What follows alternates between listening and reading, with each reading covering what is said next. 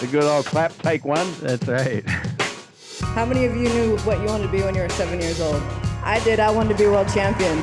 Hey, is there honesty involved in this podcast? Can we be honest? You can shut your fucking lips. And then I'll just say, put them up, what? Let's go. He's like, you look too pretty on the wave. Get ugly. We can talk about DMT if you want. I thought we were boxing.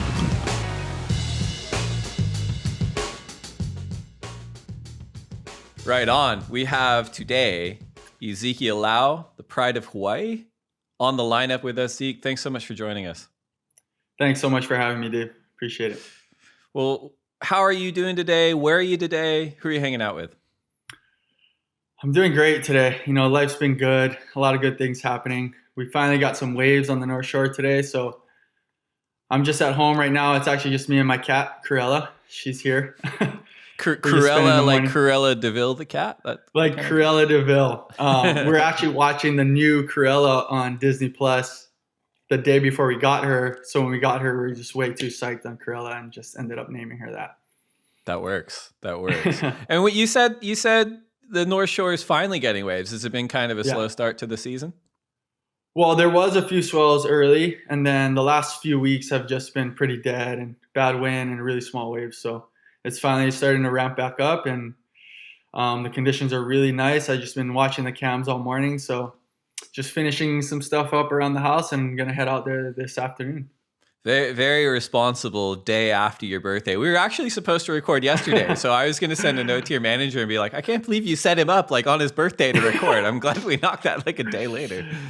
Yeah, no worries. I mean, it's kind of hard. You live as a surfer, you kind of live every day as it's like it's your birthday. All I want to do is go surf, and I do that every day. So I kind of just don't know what else to do on my birthday besides do the same thing. So we actually just went out to the North Shore and enjoyed the day at the beach. It was really fun and relaxing, and just enjoying another year. Love it. And so you're probably going to, when we wrap this conversation, you're probably going to go surf. This podcast is going to drop Tuesday in the Haleiwa Challenger window. So when you do go surf right now, are you going to Haleiwa or are you going surfing somewhere else? I'm going straight to Haleiwa. Right. Hopefully get there by 3:00, and looks like the swell should be filling in. So get some practice in. I actually haven't surfed in before yesterday. I hadn't surfed for like a week and a half. So I'm frothing. Does that happen a lot? Do you end up getting kind of breaks in your surfing where it's like, oh, like I'll have a week here or 2 weeks there, or is it pretty rare for you? I feel like in Hawaii, it kind of happens a lot where you'll go on streaks of just the waves aren't that good. You're doing other stuff. And I guess we're just spoiled, and I don't want to surf unless it's firing. So I end up not surfing for a week here or there. But in a way, I think it's good. It's kind of good to rest your body, especially if you just got off a string of comps and you come home, and it's hard when there's waves right when you come home and you're just trying to surf and just get out there because it's hard not to surf when there's good waves. But you just got to take the rest when you can, because you can burn out pretty easily, and you just got to save it up for, when it's time to go. Yeah. You mentioned that, a lot of things have been going right for you lately. From the outside, it seems that way as well. Obviously, big win at the Ultimate Surfer, but huge Challenger Series victory at the Mea Vizsla Pro Ericeira, locking in your qualification to return to where you belong on the Elite Championship Tour. Right before we started recording, I was watching your segment in Logan Dooley and Snapt 4 to get psyched up, which sick. We're going to get to that in a minute, but holy shit. Okay. Everything's clicking for you right now, man. What do you kind of attest that to? I guess it's been a unique 18 months with COVID and kind of the world shutting down, but it feels like you've emerged with so much momentum. Has that been intentional on your part? Like, have you put in kind of work and goal setting to get to where you are right now? Or is that just something that kind of happened? I think it was intentional. To be honest, I guess I can thank COVID for everything right now. I feel like for where I was in my life in 2019, falling off tour, it would have been hard for me to go through that and jump right back on the QS and just try and get back to where I wanted to be and not have processed all the emotions and everything that happened with being on tour for 3 years, falling off, and especially the way everything happened. I feel like for me, it hit me hard, And for me to be able to take a year off, really assess everything, and not really have like this time limit of like, or feel rushed in a way, like I got to get back on tour the next year. I kind of just had this whole year to just figure out everything. And I guess what you don't realize when you're on the road for so long is just like you've had no time to work on yourself and your life outside of surfing. And I feel like all of that stuff kind of ties into you as a person. And I feel like COVID just gave me that time to kind of figure myself out. Where am I? Where's my life at? I've been going full throttle since, you know, I got on the QS to trying to get on tour, to try and get results and perform. And, you know, I just got time off, and that time off really served me well, I feel like. And just things, I don't know, just things just started rolling in a good way. And I wasn't like trying so hard to make it happen. I just kind of took a step back and was just like, you know, I need to start enjoying everything a little more. I felt like being on tour, I was just so stressed out, just like trying to get results, trying to do all these things where I just didn't have a grip on anything. So that time off definitely gave me a chance to step back and work on myself personally. It's hard to almost, I've noticed, just for athletes either in surfing or outside of surfing, to voluntarily take the time off. You know, as you pointed out, like for you, it was the global pandemic forced you to do it. For other surfers, you can look at like a Mick Fanning and his hamstring injury or any kind of injury. It forces them to kind of pause, reevaluate, and then come back with a renewed focus. And I think it's one of those interesting things in surfing too. I remember talking to Ryan Callanan on this podcast, and he said something that I've used a few times, which it's surfing is so much fun that it becomes impossible to say no to it. Like no to another trip, no to another session, like no to another contest, because it's so fun. But he's like, if you don't build in those breaks, or you don't get breaks sort of built in for you, like it just wears on you. Is that something that you've experienced as well? For sure. I mean, it wears you down, and as fun as it is, your body still needs rest. It is what it is. You know, your body needs to recover, one, from the travel, and then you're surfing at such a high level. When you're on tour, you're like every free surf, every practice, every heat, you're like paddling out with the best surfers in the world. And you're like, I don't want to look bad, or I don't want, you know, you're always pushing yourself. So every time you paddle out, it's almost like you're going as hard as you can. So you got to take that step back, or else eventually you're going to hit that wall. So, but it's hard, you know, it's so fun to do. And like I said, like if you're on a string of comps and you come home and the waves are firing, you're like, I'm not going to not go surf. And then you end up going surfing, and it's fun. Surf for like 6 hours that day, and you're just beat, and you wake up, and if the waves are still like that, you're going to do it again. So it's hard to take that step back, but you definitely need it in whatever way you can make it happen. I appreciate that admission of even someone like yourself doesn't want to look bad in front of other surfers. But I'm going to ask, because I don't, but I do my best to stay away from all you guys and girls on tour and surf by myself. I'm very aware of what I'm doing that makes me look bad. I've never seen really any of you guys or girls look bad, but in your head, like, what is it about your surfing where like, I don't want to do this? I'm very curious. Like, is it like, oh, my turn was weak, or I mistimed that wave, or I wasn't deep enough? What is it in your head where you're like, I don't want to look bad in front of my peers? I don't know. There's just always this weird energy. I don't like, obviously it's heightened when there's the comps and everyone's there in the same place, but there's always that talk like, oh, that guy was ripping, or, oh, did you see Griffin's wave? Or you seen this guy's wave posted on Instagram. And it's just like, if you don't have something to combat that, then you felt like, oh, I was bogging, or you could have been ripping. But if you feel like you're not in the conversation, or you're not relevant based on what everyone else is doing, like you feel like you're falling short in a way, when really it doesn't matter. But like I said, when you're in that atmosphere, you're always competing, whether you realize it or not. You're always kind of in that competition with either yourself, whether you're judging yourself based on what everyone else is doing, or in an actual like battle with someone where you're like, I want to surf better than that guy every time I paddle out. It's just those little things that you don't realize. And I feel like being able to take a step back and look at it from a different perspective, not being totally in it, and being off tour, and being able, I was at home, not really doing anything, but I got to watch every event from my couch. And I see what's going on the internet. I see who's ripping.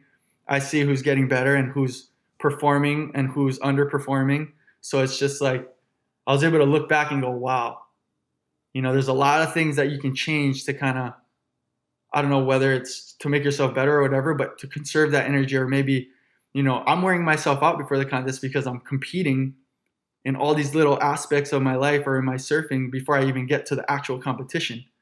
So like things like that, I was able to look at and go, wow, like you can change those things. And those are all things that are just kind of in your head. Right. So for you, it's less a concern of like, oh, the world's best surfers are getting together and saying that like, I'm not opening my hand enough on my rebound or something like that, but more about I wasn't mentioned in the conversation of like, I got this wave or I did this turn or I was ripping or whatever it is. It's a fear of not being mentioned and considered as part of like the elite for you. Kind of, yeah. That's for sure. And I feel it the most on the North Shore. I don't know if it's because I'm from Hawaii and I feel like this is my backyard. I gotta be performing. This is where my bread and butter is. I gotta defend home turf. But it definitely has a play on your head. But I don't know if it was just because of the place I was back then when I was feeling it. So this is kind of like the first year I'm kind of coming into the winter with a total different perspective. This is just what I was feeling, in the years previous. That's interesting. And I was going to touch on this later, but you brought it up. So I think it's the right time to talk about it because you have been in the limelight for so long, like since you were a little amateur superstar. And there was a significant amount of hype when you came on tour, as there are for a lot of kind of really talented surfers. And then you had 3 years on tour and then fell off and now you're coming back on. And it did remind me of, Andy qualifying very young and falling off and really not becoming the Andy that everyone remembers until he came back, and I'm wondering if you felt like there was too much pressure on you when you qualified for the first few seasons.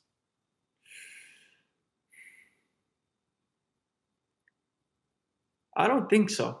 I don't think it was like the pressure that got to me as like other people were putting pressure on me. I felt like maybe I put the pressure on myself with expectation and expecting to do certain things or wanting to come out on my first year and perform a certain way. Right. But I don't feel like it was more so the pressure. I honestly just feel like I had a lot to learn. I maybe have thought I was on a certain level until I got there and I was like, I'm nowhere near this level. Right. I was surfing the years previous in contests and whatever, totally blind and totally just going out there and just surfing to whatever I knew and not actually breaking things down and figuring out what little things I could make better or how to change my mindset to compete or all these things. But there's just no way you can even understand that without being on tour and being in that environment. Right. I mean, because I'm sure that the surfer you were when you qualified for the 2017 championship tour season and the surfer you are 4 years later, for you probably is pretty different. You've probably done a ton of work and you've improved in so many areas. I think just observingly, like, of course, and again, we'll get to your Snapt for segment, which is sort of jaw dropping. But I do think when you did qualify, like power surfing was kind of receiving a renaissance through the likes of guys like John. And there was a void that people were looking for you to fill. And you were on paper, maybe pound for pound, strongest guy on tour, one of the bigger guys on tour. Good on rail, had the progressive game down, good in the barrel. And I think all those things maybe from the outside created a picture of someone who's like, this is our next Sonny Garcia. This is someone who is going to be in here challenging for world titles for the next decade. Did you have any self-awareness of that around you? And did you, I guess another question is it unfair for people to think just because you have all the physical gifts that means it's going to translate to championship tour wins? I don't think it's unfair. I think it's fair for people to think that and expect those things just based on appearance and how things look from the outside, that's totally fair. I mean, that's how people just pick winners, that's just how people, break it down in their own terms. I don't think it's unfair, but I do think it just, for myself, it gives me expectation. I hear what people are saying. So then I expect myself to go out there and do that based on what they're saying. Mm-hmm. And now that you bring it up, I guess I did have some pressure on my shoulders, with that label of being the next Sonny Garcia. That's huge for me. Of course. I mean, the first surf video I've ever watched was, Sunny Days, which was Sonny's documentary surf video. And he's pretty much the reason why I wanted to be a pro surfer. And he made it possible for a regular kid from Hawaii like me to kind of go out there and follow in his footsteps. So maybe there was a little bit more pressure there, but at the same time, I was so excited to be there. I loved it. I didn't really care that there was pressure. I felt like, that's good. It's good to have this pressure. It's what's going to push you. And there's no reason why you should shy away from it. I feel like I'm fully capable, but I think what I didn't realize was how much I had to learn. And I had to take a step back and realize, there are things that I have to change and things I can do to get to that next level, to be in the conversation with, guys going for a world title. Right. Back to the point that you made about just managing your body and managing your energy and your focus. You've already qualified for the 2022 championship tour. We're coming up on the final challenger event of the season. This is going to drop mid-event. How much of your energy is being focused on winning the event at Haleiwa versus already preparing for the Billabong Pipeline Pro at the end of January? All my energy, all my focus is going into Haleiwa. I'm not even thinking about pipe. I haven't surfed pipe once since I've been home. I'm not worried about pipe at all. I am solely worried about Haleiwa. Haleiwa is somewhere that I've always just wanted to do good at. I've gotten third there once, but I just always feel like I fall short there for whatever reason. But being that it is the first event at home, I'm usually coming off of the QS and trying to requalify or qualify. And I've always been on the bubble. I've always been one of those guys that have to do well in Hawaii to qualify. So Haleiwa being the first event, I've always felt a lot of pressure going into that event. One, I love the wave, and I think that, it's a wave that suits my style of surfing, and I should do good. But also there's a lot of pressure with having to get a result there. So I think this is the first year I'm kind of able to come into it and just solely focus on my performance and my surfing and not worry about anything else. That makes sense. And, the local advantage in surfing is kind of hit and miss. I mean, Jeremy Flores for years struggled at home in Hossegor before he finally won. And he kind of attested that largely to like, look, the entire country, if not continent, is expecting me to do well. Like that's a lot, and Michelle Perez in Chopu as well, like amazing Chopu surfer, hasn't really had the result or a win there that sort of matches it. And same deal. He says, look, it's a lot. Like I'm the sole Tahitian on tour and everyone wants me to do well. And there are advantages to sleeping in your own bed and to surfing a wave you're so familiar with, but they're also tempered with that communal expectation. And is that something that you also feel from the Hawaiian community? Because I know how incredibly supportive they are of their surfers, but that support can also sometimes spin into like, oh, that's a lot of pressure. For sure, 100%. And you feel it, everyone wants you to do good. You're going to go practice or you're surfing or you're at the supermarket and guys are like, come on, bro, we're rooting for you. And that's just straight pressure. Immediately you're like, now I got to do good because that guy just told me I have to, or else he's going to be let down. They're eyeballing what's in your cart. They're like, no, like you can't have that, like no pokey and beer. Like, what are you doing? Like, yeah, you got beer in your cart. You're like, oh, don't look at what I have. It's not for me. It's for the house. It's fine. This guy's going to think I'm slacking or something, but it's hard. I mean, look at John. He is 100% the best pipeline surfer ever. And to see how long it took him to actually win that contest is a testament to that exact thing. Like, that pressure, no matter how you feel about it or how you try and think about it, it's there. So it's just how you deal with that pressure. And I remember watching the Pipe Masters last year or earlier this year and just going, wow, he actually did it. That's insane to watch him work that hard to to just achieve that one goal and to finally see him get it was pretty sick. I mean, it took a while, but everyone knew it was going to happen. That's still a big call, like the best pipeline surfer ever. I'm not challenging the call, but last year when we were in Hawaii for the pipe event, I got stuck in the contact tracing house. I did not test positive for COVID, but I had to stay in that house for 12 days. Unfortunately, we were in this great location, so I just sat. I've never watched pipeline so much in my life, like 8 hours a day, basically, when it was pumping. And man, I saw you get a ton of waves. You definitely stand out. But what about John, in your opinion, backs up that claim that he's the best pipeline surfer ever? What for you is another kind of elite surfer at that venue? Obviously Kelly is obviously another one of the greats out there. I mean, he's had so much success there. But and then there's Jamie, someone that just has made a career out of surfing pipeline. But just the things that John does out there on days that are so no one really, you can look at a day at pipe and just it's chunky, it's ugly. Jamie them aren't out there. Kelly's not really out there. No one's really out there. But then next thing you know, you see a clip that he's on this like 12-foot onshore dredger thing that just like was probably the scariest wave ever. And he's riding probably his shortboard and he's just standing in it like it's nothing, just his ease and his approach to the wave is so just like nonchalant. And he'll come in and do a post-heat interview and say, oh my God, it was so scary and all this stuff. And it's not true. He's having so much fun out there. There's no way he could be scared. He has that wave down to a T. He's riding smaller boards than anyone's ever ridden out there. Everything he does is at the pinnacle of the highest level that you could surf that wave. And just the way he reads it, the waves he gets, you never see John taking a bad wipe out at pipe. Just every time he takes off, he's getting blown out into the channel. It's pretty insane. And I've watched him surf that wave my whole life. So, maybe I'm too close to it and I don't see anyone else, but to me, he's the best pipe surfer I've ever seen.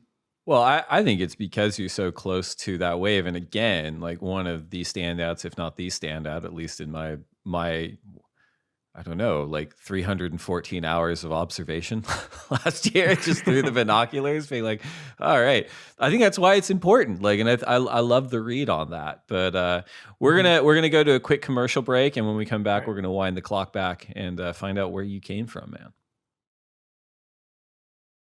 All right, so we talked about yesterday. Happy belated birthday! You just turned 28. You're still a very young man, but you were born in Honolulu. Is that right? Yes, I'm born and raised in Honolulu, Hawaii. And you live there still, right? And I live here still. Town boy. I've always said it's going to be pretty hard for me to live anywhere else. But yeah, I'm from town. I'm not from the North Shore. A lot of people think I'm from the North Shore, but I just spent a lot of time out there. But I grew up and I've been raised in the heart of Honolulu, and I love it. I think that's actually, as far as surfing goes, it's probably a huge compliment that you've made such an impact on the North Shore that the average civilian's oh yeah, he lives on the beach at Pipe or Sunset or wherever. Yeah, for sure. I take it as a compliment. Yeah, totally. And what was your family like growing up? What did mom and dad do? Did they surf? How'd you get into it? Yeah, I had a very different upbringing from the average surfer from Hawaii. I feel like I grew up in town. Both my parents were together from high school. They were both high school sweethearts, but they're both land athletes. So my mom played volleyball and softball, and my dad was a football player in high school. And they both went to the University of Hawaii and pursued sports as well. And they had me when they were in college, and just so happened a group of my dad's football buddies were into surfing when they had me. And next thing I know, I was growing up at the beach and going surfing with them. And I just naturally had a love for the ocean. And my dad kind of shared that same love when they had me. So it kind of was just our bond. That's something me and my dad did just with each other. And it just grew into something way more. I love it. What did your dad play in high school? What position? He was a wide receiver. Okay. All right. Right. And college, actually. Oh, he played wide receiver for University of Hawaii. Yes, he did. That's awesome. What about you? Did dad get you to play at all? he was like, no, you're not playing football. At the time, I was just like, in high school, all my friends in high school, I went to Kamehameha Schools, which is actually a school for kids of Hawaiian ancestry. So you have to be Hawaiian to go to the school, which is really cool. But I went to school and all my friends were playing football. You know, that was everything. Surfing was like whatever, you know, you surfed for fun, but football was like where it was at, and everyone was trying to make it and go to college and get a scholarship. You know, it was huge. And I was like, Dad, I want to play. And he was like, no, you're not. Don't play football. Trust me. You're just going to get hurt. It's hard work. You don't understand. And I was just like, yeah, but everyone's doing it. I want to do it. So I ended up not actually playing football. But I told my dad, I was like, if I ever play football, I'm going to play wide receiver, and my number is going to be 86 because I'm going to be one better than you. He was 85. Because he was 85. Yeah, but I never ended up playing football. So if you're wondering why my number is 86 on tour, that's why. That's a good story, man. See, I mean, you're what? You're 6'2", over 200, right? What are you weighing right now? I'm 6'1", 190 right now. Oh, I cut a little weight from when I first was on tour. So I was gonna say, I'm like, well, he's like this defensive back stat. You'd be a good like corner or strong safety or something. But yeah, you get ready to roll. Yeah, I mean, I feel like I wasn't fast enough, but it would have been fun. Interesting. And you mentioned the Kamehameha School, which is a as you pointed out, a school for kids that have native Hawaiian ancestry. I think Kaipo Guerrero also went there. Yes. Kaipo went there. Can you explain a little bit for our listeners what that means to have native Hawaiian ancestry? It just means that you can trace your family lineage all the way back to, you know, King Kamehameha and all those. Your family tree will go all the way back. And that's really rare right now because, you know, there's not as much full-blooded Hawaiians, which are the Polynesians that came over from Tahiti and started life here in Hawaii, and they're voyagers, and they're able to find this beautiful place and start this beautiful life that I'm fortunate to live now in a, you know, such a beautiful place. But yeah, it's just, you know, I was born and raised here. My family has been here for generations and generations. And when the missionaries came over, there's actually an overthrow of the Hawaiian kingdom, or the queen at the time was Queen Liliuokalani. And basically, Bernice Pauai Bishop was left a lot of land and a lot of inheritance. So what she did was, in her will, she made sure it was passed down to the kids of Hawaii, and she started this school that would be only for kids of Hawaiian ancestry, because it was hard for the Hawaiian kids to get education back then, because the missionaries basically came over and just took everything over, and everything was westernized. So right. They weren't teaching Hawaiian language. They weren't teaching the Hawaiian culture. They were really changing everything. So she wanted something here for the Hawaiian kids to be able to perpetuate their culture. And that's why Kamehameha Schools exists now. And it's for kids of Hawaiian ancestry to pretty much keep Hawaiian culture alive. That's super cool about the Kamehameha Schools. And was, you know, experiencing native Hawaiian culture something that happened with your mom and dad at home outside of school as well, and something that was pretty regular for you guys? Yeah, it kind of was. You know, I grew up in it.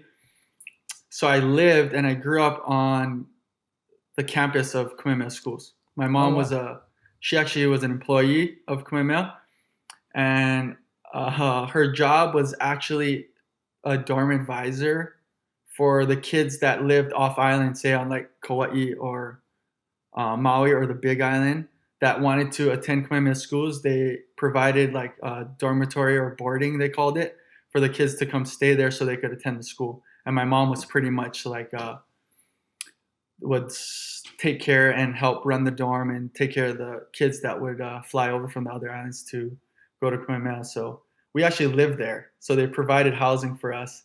And I grew up on campus at Kamehameha School, so I was pretty much immersed in it.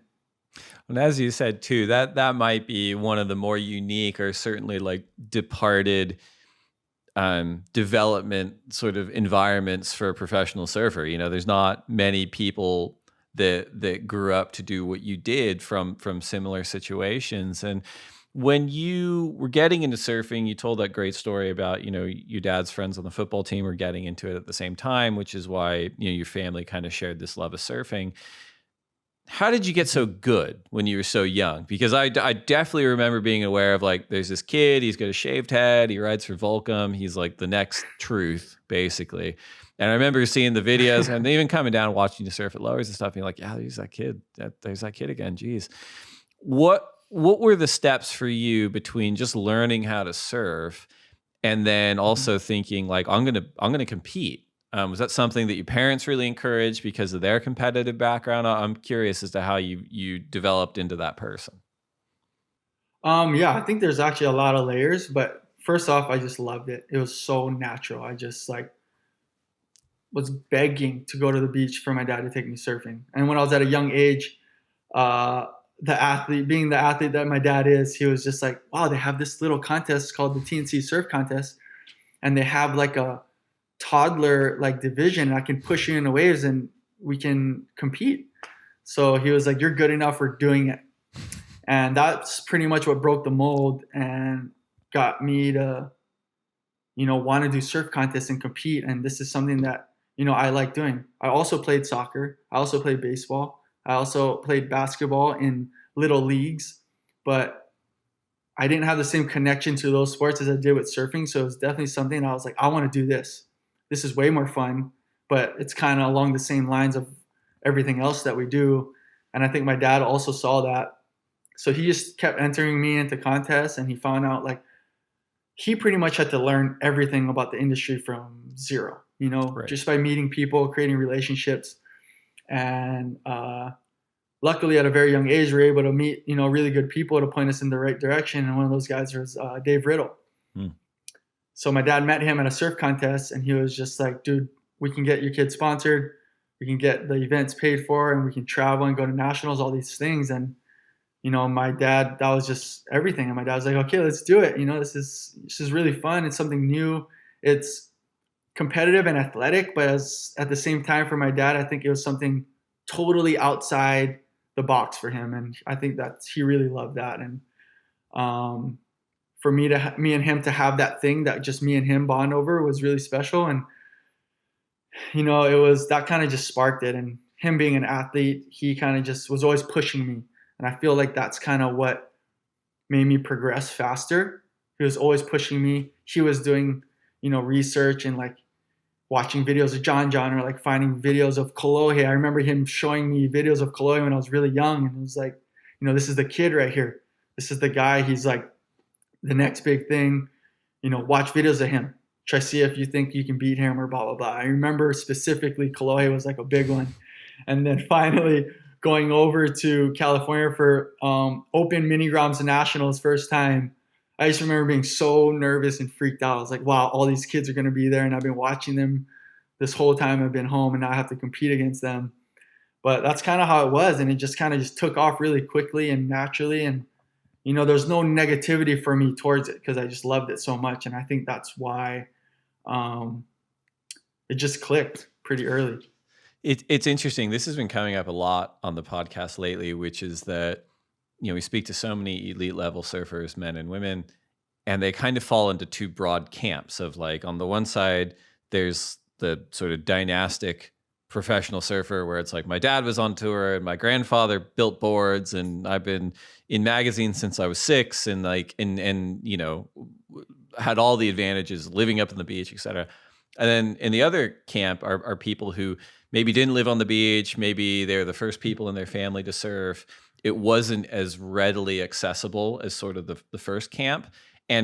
But as a result, they kind of have this like fire and appreciation because they had to work harder to get it. Is it fair to say that you're kind of in that camp? Because you would have been competing against people who probably to you did grow up at the beach or did grow up in a jersey. And did that ever kind of play on you when you were competing at a young age?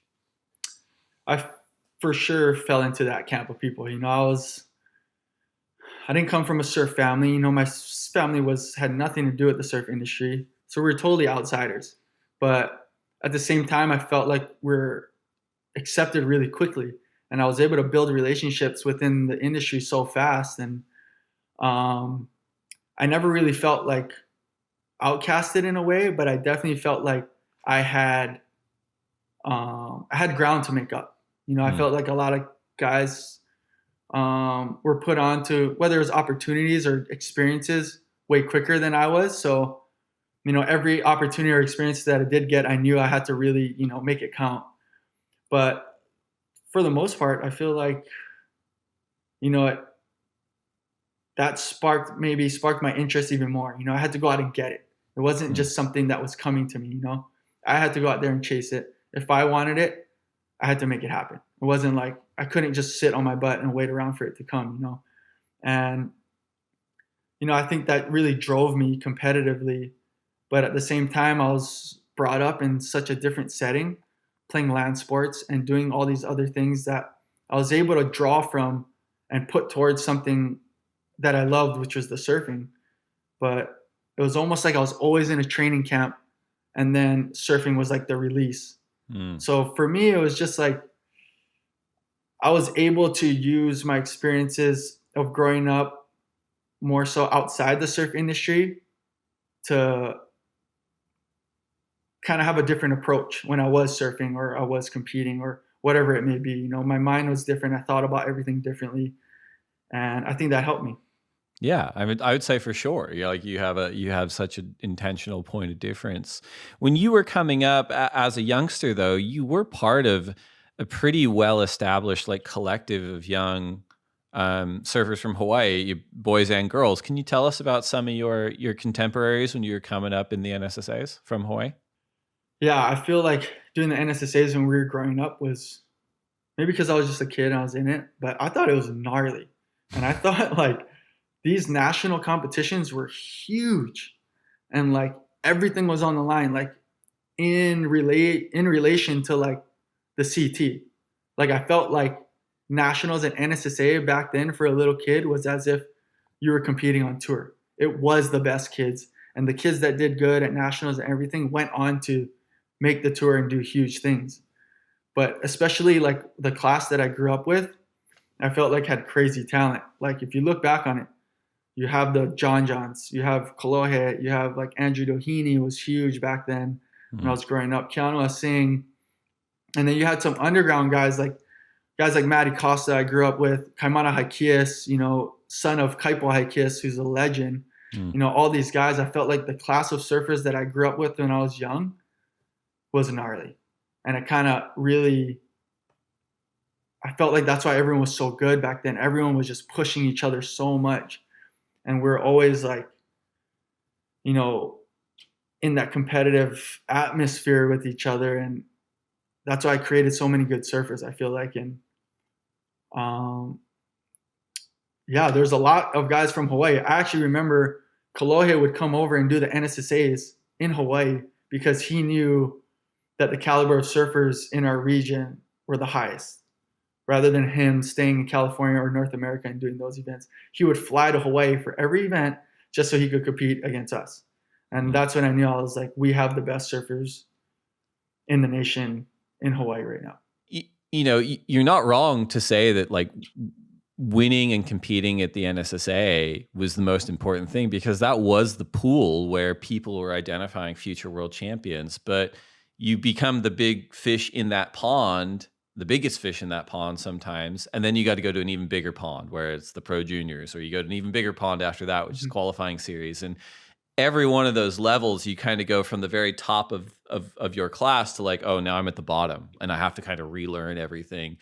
Is that how you experienced it, going from level to level? Yeah, for sure. And I felt like I remember going to the nationals and showing up and like Dane Reynolds is pounding up for his heat. And back then I remember hearing like Dane Reynolds signed this big contract. He's about to go pro, all these things. Clay Marzo putting on huge performances, winning cars, signing big contracts after that. This was the path. So it's just like, I'm working as a little kid. I'm 10 years old, but I know I'm working. I was like, I'm going to be one of those guys one day. And that's the path I'm going to take. And eventually I'm going to be there. I'm going to be signing the big contract. I'm going to get on the QS. I'm going to make the tour. It was just the plan was set. And it was just whether you were able to achieve your goals within, the NSSAs and then go to each tier of competition and just work your way up. But it's crazy, like you said, like you're a big fish in a small pond. So it's almost like you achieve that and you conquer the whole NSSA thing and you win your national title, then you get spit out as a little kid and you get spit out into the QS where there's grown men there that have been there for years and then they've been competing and they know and they have so much more experience than you do, but you're still coming out of the NSSAs thinking, I'm the guy. I'm about to come on here and I'm going to smoke these guys that can't get off the QS. They have no idea. And you get there and you realize, I am a Grom. I'm getting smoked by grown men. I need to figure this out. And I feel like that was a big learning curve for a lot of the guys that found success, in the amateurs here in America to go out on the QS and figure it out. I mean, guys would straight disappear. They would come off of winning national titles. Like guys were winning like 9 national titles and then going on the QS and then they can't make a heat. It's just like, it was crazy. You never would have thought that would happen, but it's a big learning curve going from the amateurs to the pros. But, I did feel like back then the NSSA was producing some of the best surfers in the world at that point. It was just, but in saying that you didn't see the Medinas, you didn't see the Philippes, but they were there. They were all doing the same things. It's just that they weren't in your pond, so you'd go out to the QS and then you'd see those guys and it's a whole new crop of guys that you have to, get used to seeing. And it sounds like, I love the way you articulated that. And my understanding is that's always been the case because surfing's always progressing. And then as we pointed out, like generationally, you'll get a hot group of kids who are surfing at such an elite level, but also adding like an extra dimension to their elite level surfing that maybe the generation before them didn't have. So everyone gets excited about it. Everyone hypes them up. You guys hop up to the next level. And either that extra dimension isn't being rewarded by the judges yet, or that extra dimension maybe isn't as flash as we all thought it was. Whatever the case is, you're coming up against battle-hardened men and women at that level who are like, I don't care if you got a magazine cover or not. Like, I'm putting food on the on the table for my family. I'm winning this heat, kind of thing. Exactly, and it's like guys like you've never heard of, and you're like, who the heck is that guy? That guy just dropped like 2 8s on me in 5 minutes. Like, I have no idea what's going on right now. I thought I was the guy, it's just funny how you just have to figure it out. And there's no other way to figure it out besides experiencing it. So it's cool. You mentioned Dave Riddle being sort of a mentor and a consigliere for you throughout your amateur career and your young professional career. And as I mentioned, you were so associated with Volcom, like up through your rise. And I'm getting a little fuzzy on the timeline, but obviously you ride for Quicksilver now and you're one of their primary riders. But that all happened kind of right around when you qualified the first time. Is that right? Kind of around the same time. Yeah, it was a few years. But Dave Riddle is pretty much the reason why I'm so successful in my career. He taught me everything I needed to know about surfing at a high level, the industry, competing, and just everything, And he was Annie and Bruce's coach, growing up. So for me, he had the blueprint, and anything he said, I listened. He could have told me paddle out there in a Speedo and I would have did it, so it didn't really matter. But he was the mayor of the North Shore to me, and he just taught me everything. All my success in my career, I owe it to him. But I feel like I found a lot of success at one point, and when you're young, things start moving fast, and it's just hard to, get a grip on everything. And I feel like when I was in the situation of leaving Volcom, I really was naive or just like had nothing. I didn't know much about the industry. I surfed, I competed, and that was it. I thought if you did good, sponsors paid you to keep doing good, and that's all that mattered. And then I had to learn that it's about board short sales. And I had no idea. I was just like, these companies sell board shorts, and that's why they sponsor you. And just the industry, there's so much more going on in the industry that, that meets the eye, but I just had to learn so much. It's interesting too, because when you kind of compare it to other sports, it's hard, right? Where like, especially team sports, where if it's the NBA or the NFL and people are trading teams, it's like this person's going from the Chargers to the Packers or whatever it is. It's a little bit more merit-based, objective, transactional. But as you pointed out, like in surfing, it's largely opaque in terms of what they value and what don't they value. And the sports change so much. There's not really a center of gravity to be like, that person did X, Y, and Z, therefore they're worth this, and we're going to keep them on the team. Or we're going to trade them to another team because they're worth that much. It's a little Wild West, right, in terms of how they're making those decisions. But from the outside, people are like myself, are like, well, Zeke is Volcom. Like, they really need him. And when you get word on that program, I think you're writing sticker lists for a little bit.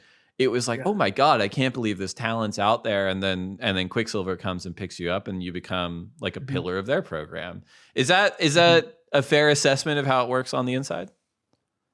Exactly. That's pretty much how it works. But, it's just all your perception of like what's going on. I felt like I had that view, like you're saying, like a basketball or a football with like these big NFL, like the organizations, like it's all based off merit and how good you do and stats. And it's a clear line, where surfing, it's not as clear. You got these companies that are the industry, but at the end of the day, they're a company that's selling clothes. They're selling a product, and it's board shorts, and they use these athletes to sell those products. But at the same time, you have that, and then you have the tour, and then you have, contest surfers and this and that. And at the time when I'm growing up, I'm a young kid, and I don't really understand the whole concept. I just thought, paddle out, put the jersey on, paddle out, rip, get results, win contests. The companies will pay you, and they're going to take care of you because that's what you get paid to do, and that's it. So the whole Volcom thing kind of, woke me up to the fact like this is a whole nother aspect of my career that I need to learn about, and I have to, understand what's happening. And so it was unfortunate that, I ended up leaving Volcom at the time, but to be honest, I wouldn't change any of it because I've learned so much, and I feel like without that step, I wouldn't be where I am right now. So I was actually stickerless for about 6 months and kind of running low on money, and I was trying to qualify, and I was putting everything into surfing contests and trying to get on tour, and at the same time trying to find some support and sponsorship, but with a new understanding. So when Quicksilver approached me, I had a total different outlook on, what my job was with them and what I wanted to do and achieve my goals. And to be honest, Quicksilver, for me, was a perfect match. And we just clicked really easily. And I felt like they got behind my goals really fast and supported me into where I wanted to get to. And that's all I needed to feel at that time. And I was really stoked on that. And I was able to kind of build relationships within the company and kind of restart everything and build back up. And I feel like, I wouldn't change it for the world. And I love where I am, and I love what they've done for me, and I appreciate everything. And it's just, I'm in a state right now where I'm just really grateful to still be doing this, It's interesting too, because it does feel like the entire surfing world went through a period of destabilization, which I think kind of tracks with your experience too, where people are kind of like, well, surfing's supposed to be progressive and nonconformist, so I don't know about contests, and we don't know, like, social media is hitting and the magazines are all folding. We don't know where the center of gravity is anymore. Like, the entire surfing world's kind of saying that. And you kind of flash forward to now, and ideally in a sort of post-COVID world, and you're looking at stabilized, redesigned tours and competition framework where people are expecting, we need these people to perform on this elevated platform. If they do this, they get to here. It's worth that much.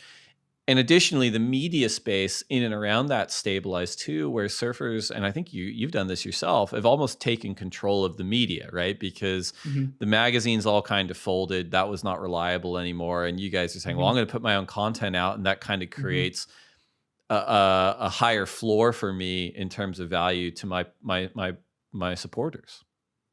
For sure. And I felt like that shift was pretty crazy because the magazines were everything, you know? If you weren't doing contests, it was just like, you need to go link up with this photographer or go do this or do that so you can get your shots. You know, you needed shots in the magazine.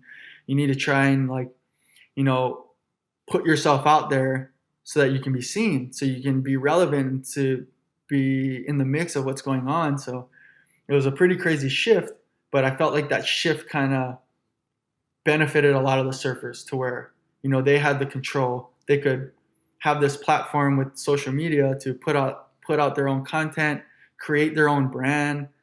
And it kind of, I felt like it helped the industry out to where it made things a little more clear cut, to where the surfers would create this brand and then these surf companies would come in and back these specific athletes based on, you know, what their brand was. And it kind of gave a little bit more of a blueprint to where before it was just like, I got to go out there, I got to charge, I got to get a sick shot, and hopefully someone will see it and then I'll get some support.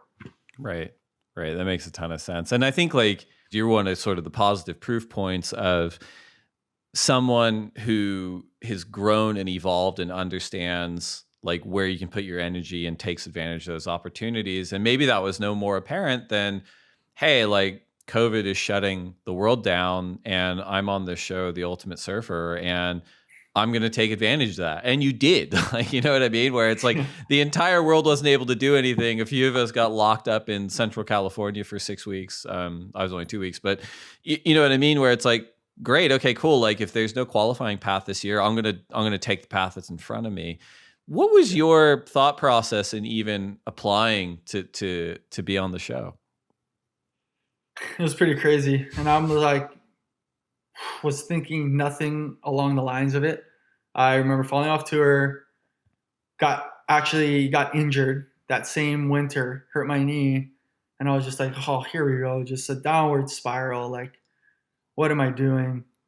And then kind of snapped out of it. Was like, okay, I'm getting ready to go back on the QS. Let's do it. We're going to hammer it out. I'm going to get back on tour next year, blah, blah, blah. And then I remember Chad Wells hitting me up, the Quicksilver team manager at the time. And he was like, hey, I'm going to send you an email. It's for the Ultimate Surfer reality show. I don't know if you're into it, but check it out. I think you should at least apply for the casting. So I was like, all right. I look at it and I'm like, dude, I'm not going on reality TV. That's crazy. I don't belong on reality TV. That's not me. Like, I show up, I compete, and that's it. And my fiance, or my girlfriend at the time, was looking at it and she was like, you should do it. Why not? Why wouldn't you do it? And I was like, yeah, but I'm trying to qualify. You know, I'm like, I need to be at contests and getting results and getting back on tour. Like, this is just going to get in the way. And she was like, this looks like a huge opportunity. The Quicksilver guys sent you this because they feel like this will be good for you. You should at least just do the casting. And I was just like, kind of torn each way, but I was like, whatever. I'll do everything. If I get accepted, I'll do it and I'll figure it out. So I kind of just was like you said, it was an opportunity that I was just like, I should just be open to it at the very least. So I did it. I'm actually on my way to go to Australia to compete. And I get a call to stop in California to do the final casting. And I was like, okay, I mean, that's one step closer. Like, do I really want to do this? Because I could just skip that and go straight to odds and get ready for these comps.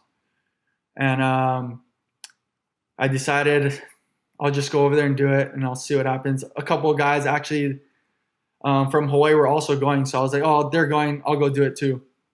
So we go and do the casting.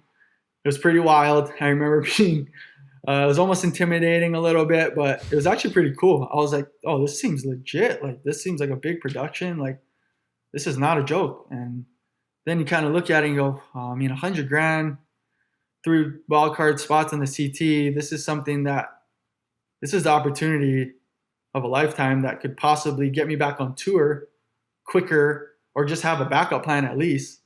to get back on tour quicker.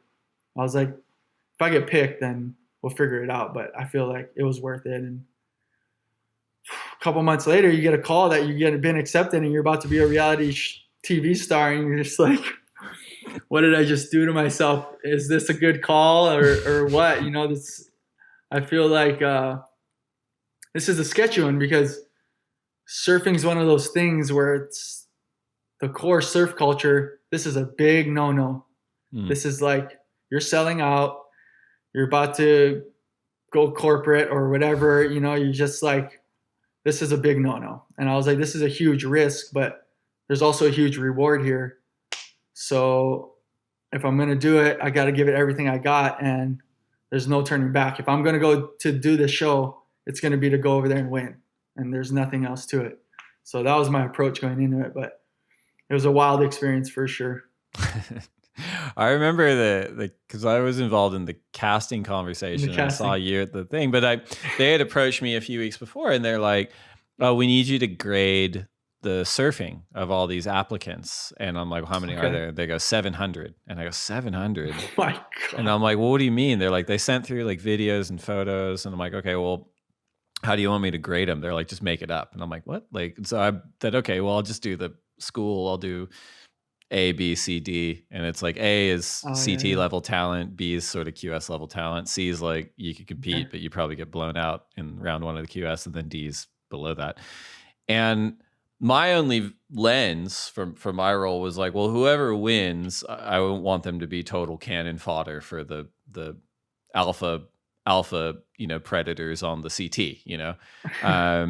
And when I went through, I was like, oh my God, like look at all these people that applied. Like, no way. Like Ezekiel Lau and Keanu Ossing and all these people. And I'm like, holy shit, like we're going to have so many A's. This is great.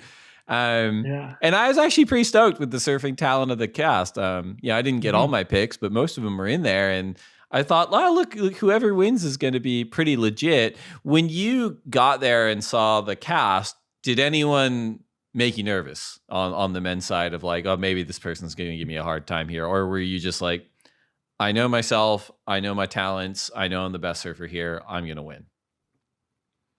Pretty much for me, at first glance, Kai Barger and Koa Smith I was like, okay, I think those are going to be the two guys that are going to give me the most problems surfing wise. And that's pretty much me, because I've competed against Koa and Kai and I've seen what they can do. So sure, that's all I pretty much had to go off of. Everyone else, and Luke Davis as well. Mm-hmm. I've grown up competing against him, but everyone else I'd met for the first time. And I knew Ale a little bit, but not really. Yeah. But everyone was pretty much new faces for me. But I think for me, I knew I just had to compete against myself, because I was going into something that was totally brand new for me. Just being on camera that much and competing in that atmosphere, you know, is super different. I knew it was going to be. And I remember in the lead up, before I was going over to actually do it, I was watching a bunch of reality shows and I was just getting so freaked out. I was just like, this is crazy. Like I'm gonna have to manage my emotions and how I'm handling myself so much. Like this is gonna be gnarly. And then you add surfing on top of it. But I knew it was definitely some stiff competition, and it wasn't gonna be a walk in the park. So right. I mean, I knew I had to show up. Did anything change for you after the show aired and after it was revealed that you won the show? Did your social media blow up, or you get noticed on the street? Did it change your life a whole lot, or maybe not at all? No, I did. It definitely did. I feel like it definitely changed where I seemed like I got a little more fan base, new people were kind of noticing who I was here and there, but nothing crazy. You know, my social media didn't go up crazy. I probably got around 10,000 more followers, 10 to 20,000 more followers, but nothing really changed that much besides the fact that, you know, I learned a lot about myself and I was able to grow within the experience, and, you know, I won some money and I got a chance to be back on tour. But as far as like, I mean, we're on the show and everyone was talking like, this was going to be life-changing for everyone. Everyone's going to leave the show and be straight up superstar celebs. You know, I thought like from what I was gathering, like it was going to blow up, but it didn't. I mean, it doesn't seem like anything's changed that drastically, but you know, it definitely seemed like it gained some traction and probably got a little broader of a fan base. And it appealed to a different crowd maybe. Totally. I think so for sure. And I think that broader crowd is now tracking you guys, and they'll turn up when you're on the championship tour next year. But as you kind of pointed out, you approached it as like, by hook or by crook, I'm getting myself back to this level where I belong. And the Ultimate Surfer is an opportunity, and the Challenger Series is an opportunity, and I'm going to do them both. And it was fun watching you compete. We got a couple more topics as well as listener questions, but we're going to take one more break to get a word in from our sponsors, and we'll be right back. So I have mentioned this a couple times in this show already, but Logan Doolian, who's a longtime friend of mine and has been on the pod, and myself as a longtime Snapt series fan. I watched Snapt for probably a couple weeks ago, right when it was coming out or just before, and took some notes and sent them back to Logan. And one of my notes was Ezekiel Lau seems like the most complete surfer in the entire thing. And I can't fault really like one thing about his surfing. And I don't need you to comment on that comment necessarily, but I always thought you were, as I said, I was part of the hype machine when you qualified back in 2017.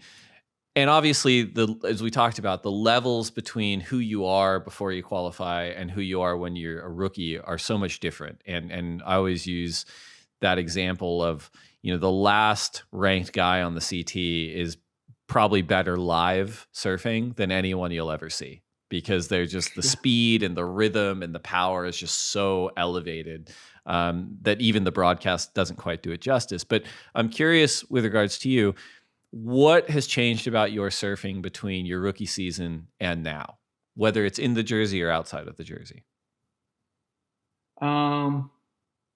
Well, I learned a lot about just form and flow.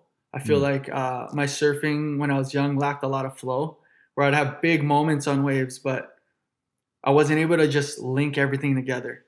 So I feel like I really smoothed out a lot of things in between turns or linking maneuvers together. And that was my focus being on tour. I noticed guys were doing huge turns or big airs, but I was more interested in how they landed that maneuver and went straight into the next one with no adjustment, no nothing. They landed a full rotation air reverse or a full rotation alley-oop and then went straight into a turn like it was a normal maneuver. And I was blown away. I was like, guys are doing things that should be one maneuver waves and linking them 3 times in a row.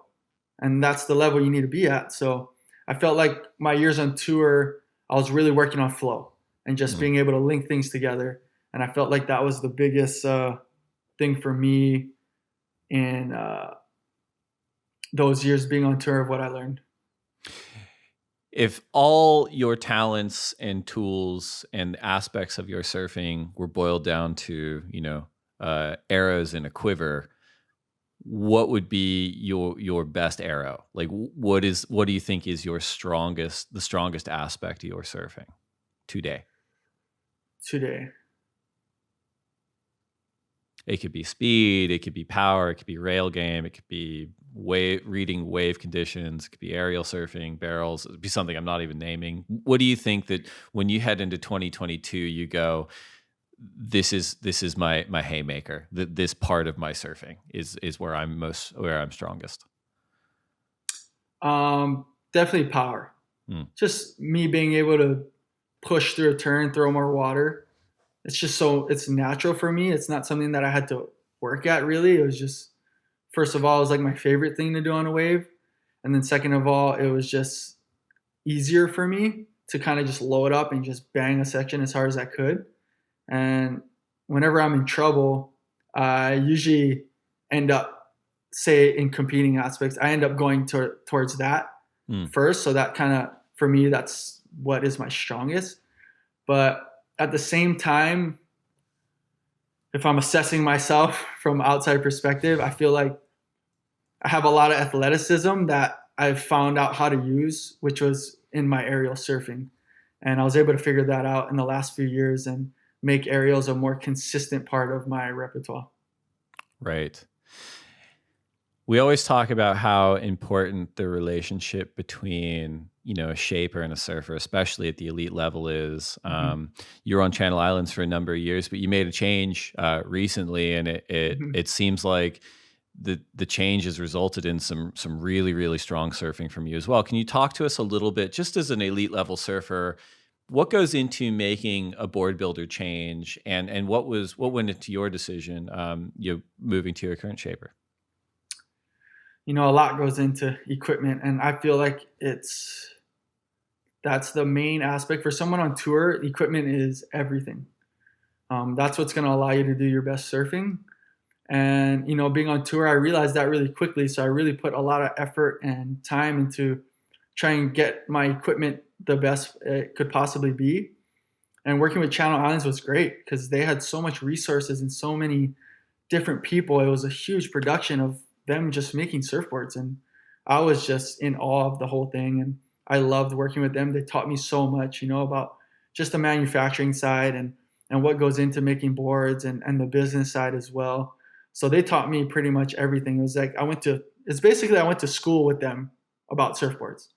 And I was able to learn everything, whether it's just material, shape, designs, all these little things that I wasn't really aware of before. So that was a big learning curve for me. And then making the transition to Tokoro was a very difficult one because I grew so much great relationships within the company at Channel Islands that it was just really hard for me to leave, but I felt like it was important. It was an important step for me to take in getting to where I wanted to get to, which was back on tour and hopefully get myself in title contention in the coming years. So it was really hard, but it all boiled down to being at home and being able to work on stuff easier. I'm working with Wade Tokoro now, and he's literally a 20-minute drive from my house. So, whenever I have ideas or things that I want to break down, I'm there that day and I can work on those things. And the process is just a lot quicker. I found it very difficult in the past to work with Channel Islands just overseas. It takes so long. I got to go fly over there, drive 2 hours up, spend time with them.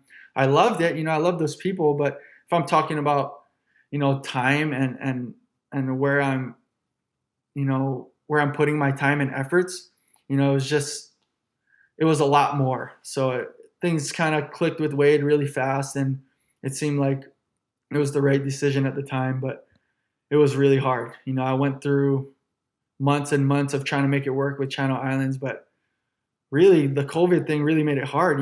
I'd order boards. It'd take a couple more weeks than normal to get them, and I'm trying to make changes and adjust. It really felt like it was prolonging the process a lot more than I had to. And it was just, I had to just make a decision for, what do I want right now? And where do I want to be? And what's my time frame here? So that kind of helped me make the decision and working with Wade. And I think it paid off, but it definitely wasn't easy. Yeah, of course. And I mean, even surfers that have sort of long-standing relationships with surfers, you see them shifting every now and then just to spice things up. But as you pointed out, seems like a variety of factors of like, hey, at the end of the day, if I was leaning in this direction, COVID kind of expedited it because of just the ease of communication in a lot of ways. Heading into 2022, I know that we're 100% focused on the event that's happening right now. What do you do between the end of Haleiwa and the start of Pipe? Do you decompress? Do you enjoy the holidays? Are you in the gym every day? Are you immediately switching all of your sessions on the North Shore from Haleiwa to Pipe? What is the process for you in terms of getting ready for 2022 Championship Tour? That's a good question. As surfers, it's really hard because, like I said, it's hard to take that time off, but you really do need it. But for me, time off isn't necessarily, it's not doing nothing. For me, time off is just time away from surfing. But I'm always working on my body. I'm always making sure I'm in top shape and I'm not letting my body get too far off of, from where I need to be to compete. But I'm going to be using this time to basically get stronger, work on my body where I feel like needs some strengthening, maybe take some time off from surfing, take a step back, but I'm still working on my body. I'm still training. I'm still in the gym. But instead of surfing, maybe I'll use that time to kind of spend a little more time with my family and go do something else, have fun, maybe pick up a new hobby or something. But, we only have a few months, so we really can't take that much time off. But in saying that, it's really hard because if pipe's firing, I'm probably going to be out there. Well, you mentioned this earlier when you mentioned that you slimmed down a little bit from your original rookie season when you were over 200 pounds and now you're at 190. Yeah. And that sounded intentional. What was the surfing benefit to that? Because we've seen that a lot actually in surfing. And I think of someone like Dusty Payne who really bulked up at one point, and it looked like his surfing changed. Like, he's still an incredible surfer, but it looked like there was just a cumbersomeness to it, or a stiffness to it because he just had more muscle that he was moving around. Is slimming down, does it make you faster? Does it make you a little more flexible or looser? Was that intentional? It was definitely intentional, and it's always intentional for me. If I look the other way and I'm not conscious of it, I'll gain weight pretty quickly. I have this hobby of eating that I really love, so I have to just manage that. But yeah, it's definitely intentional. I just feel quicker, sharper. And I think my body operates better at a lighter weight.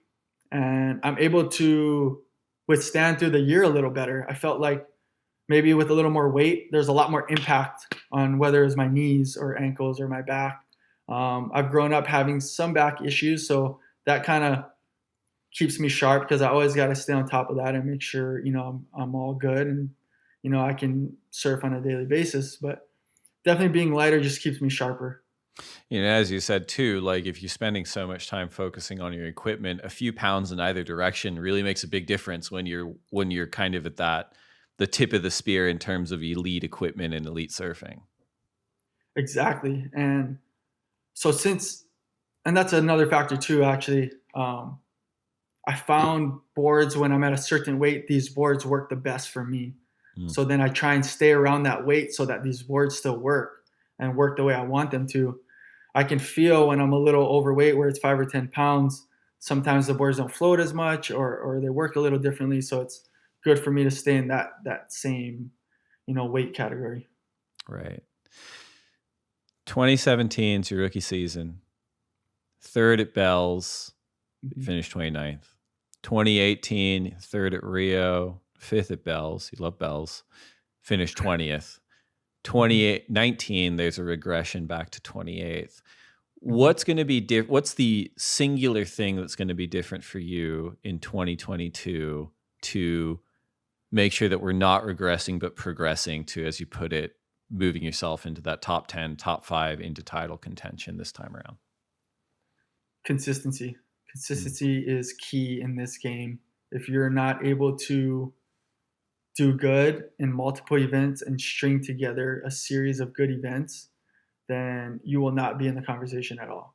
You may have certain places where you do good, but if you're not able to adjust to every condition and adjust to so many different types of styles of surfing and waves and become more well-rounded, you just will not be in the conversation of top 10 or top 5. It's just, you need to have consistency and be well-rounded to be able to compete on any day. And I don't think that's necessarily all ability and equipment. I just think it's mindset. Your approach, how you're coming into events, how you come off a win, how you come off of a loss, all those little things that, if you're not in there experiencing, you don't really even know about. I found that when I found success in an event, I usually tank the next event. I usually lose like first heat or I just have a total shocker. So just working on that, I feel like will be key for me. And if I'm able to, string together a series of events of doing good, that will, make the difference for me. Love it. Well, before we go, we did put questions out to the Instagram community, and we got a lot back. You're a popular dude.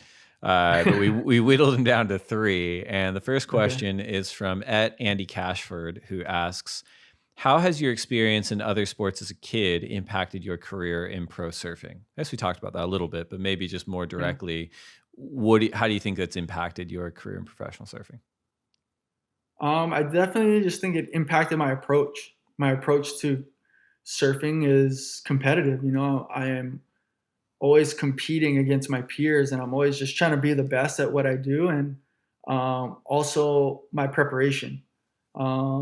Being in land sports and other sports, you go to practice, you plan, you make game plans to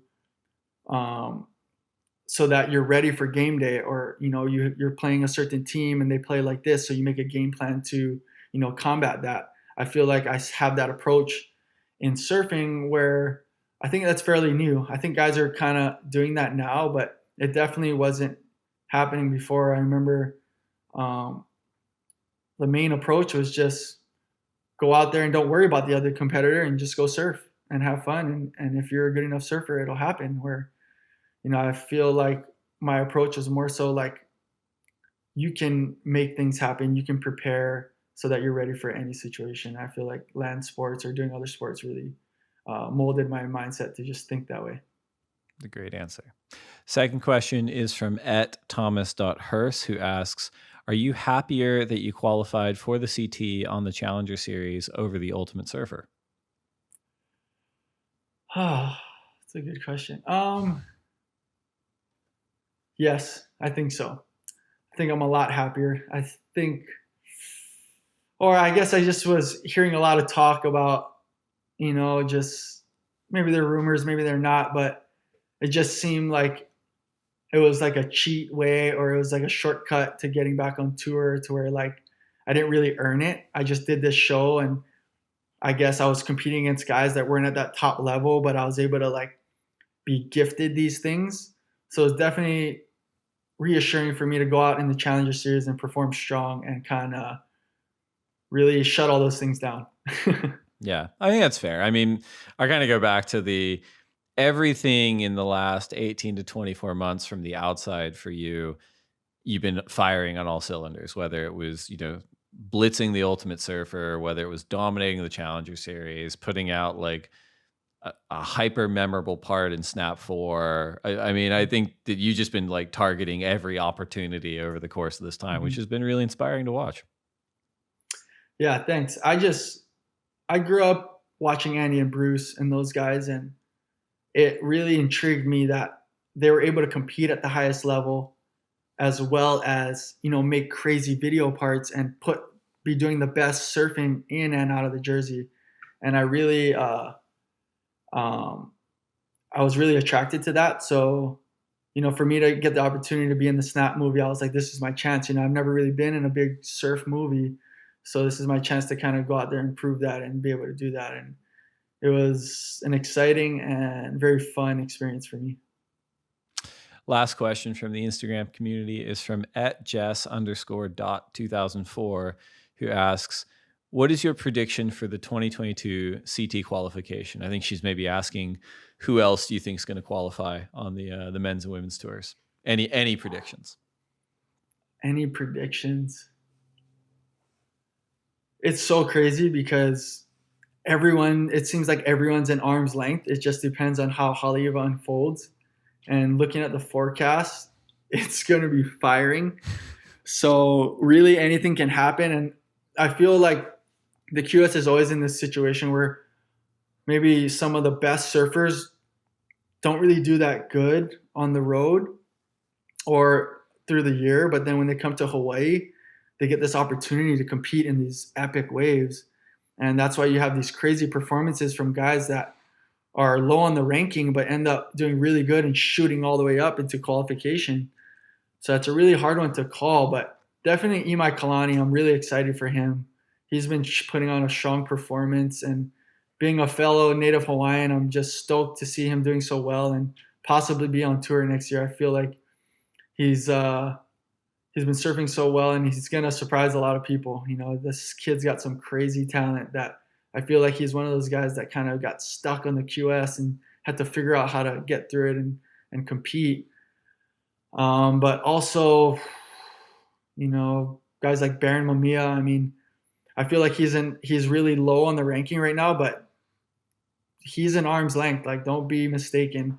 And with this forecast coming up, I'm really rooting for him to have a strong performance and just give himself a chance. You know, whether you actually do it or not is a huge call at that point, but just to be able to go out there and show what kind of surfing he can do, I'm excited for him. So I'm hoping he kind of pushes himself and is able to narrow in on his goals, because I've worked a lot with him on the off season and we've done some trips and surfed a lot together. So I'll be excited for him to put on a good performance at Haleiwa.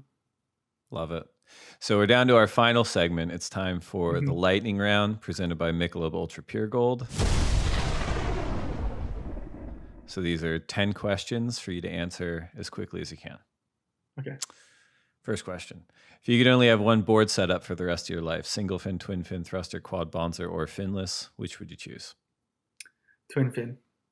Coffee or tea? Coffee. Burrito or pizza? Pizza. Last book you read? Oh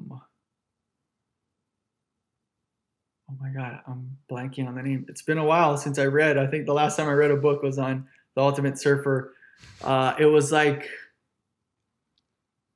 oh my God, The Warrior Mindset or something by Taka Sumi something. I don't know. Ali actually gave me the book on the show, so that's why I read it. It was awesome. I think he brought it up on his episode. It's good. I'm glad you guys read it. Best surf film ever. Best surf film ever. Blue Horizon. One wave you never have to go back to. Bahia, Brazil. I don't ever want to go back to that wave. Sorry. If you only get to surf one wave for the rest of your life. Pipeline. Best person to share a lineup with. My fiance. Worst person to share a lineup with.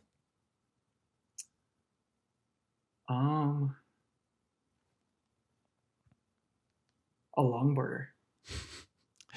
All right, last one. Finish this sentence. I will next achieve a state of happiness by. Next, achieve the state of happiness by having fun. Great answer. Ezekiel Lau, congrats on all your success. Really looking forward to seeing what you do at the Michelob Ultra Pure Gold Haleiwa Challenger event, as well as on the 2022 Championship Tour season. And congrats on winning the Ultimate Surfer, man. You're on a heater, and it's great to see. It's great to see someone like you surfing so well. And yeah, looking forward to more of it. Thank you for coming on the podcast. Yeah, thank you guys for having me. Super stoked.